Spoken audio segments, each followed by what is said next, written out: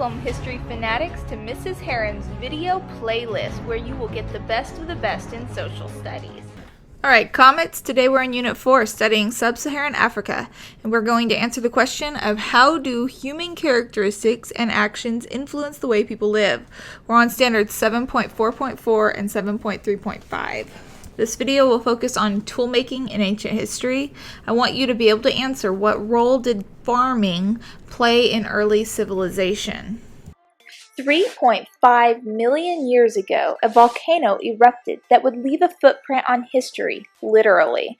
In the country of Tanzania, East Africa, two ancient humans walked through the cooled ash of a volcano called the Mountain of God. In 1976, scientists found the footprints immortalized in stone while looking for evidence of our ancient ancestors. What was most amazing was how similar the prints were to modern feet. Maybe we haven't changed all that much after all, have we?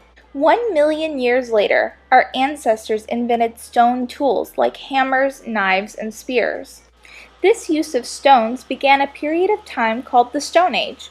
As you can imagine, these stone tools and weapons evolved over hundreds of thousands of years until the discovery of metal. The Stone Age consists of 3 time periods: the Old Stone Age, the Middle Stone Age, and the New Stone Age. Almost all of human prehistory occurred in the Old Stone Age, where people could only hunt and gather food that they found. Farming had not yet been invented, so early man had to improvise for food. Their stone tools came in handy when preparing meat and making clothing. They also used the bones and horns of animals for tools, and sometimes to build a shelter. Mammoths, or prehistoric elephants, were one such animal. In the movie Back to the Future, Marty McFly goes back in time to save his father from a certain doom. If modern scientists could do the same, one of the events they would probably want to visit is man's most important invention: fire.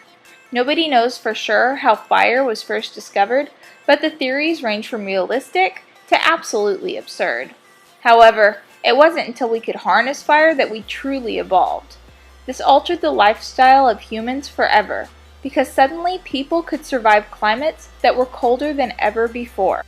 With new advancements in tools, weapons, and now fire, the prehistoric man began to explore uncharted parts of the world.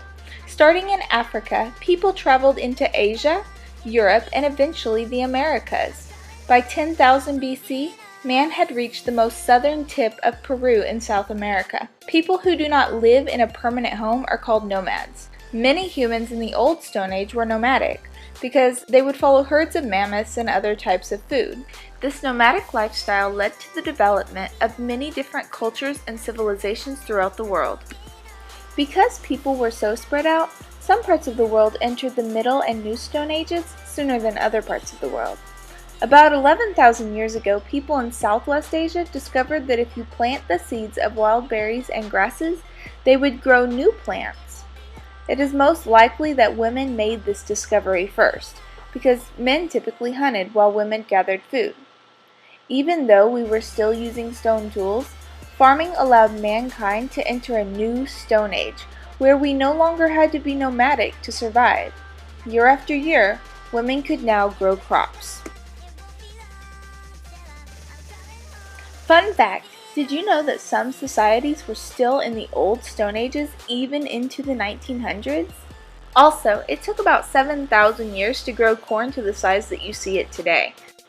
While farming began to spread throughout the world, some areas had better soil for it than others. When the soil is rich in nutrients and grows plants well, it is called fertile.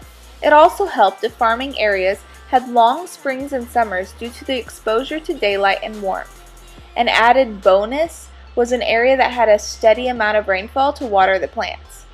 Over time, people were able to predict if an area would be good for farming. Chinese farmers planted rice and other crops, while people in Central America grew corn, beans, and squash. Have you ever heard the expression, man's best friend? This phrase dates back to the prehistoric man, where dogs were probably the first domesticated animals because they could hunt. The New Stone Age allowed humans enough time to learn how to tame wild animals, such as dogs, sheep, cows, pigs, and even camels. With this, people had a regular source of meat, milk, wool, and animal hides. To review, we discussed the footprints in Tanzania, the 3 divisions of the Stone Age, Old, Middle, and New, the invention of fire, nomadic people, farming, fertile soil, and the domestication of animals. Join me next time for the beginnings of civilization.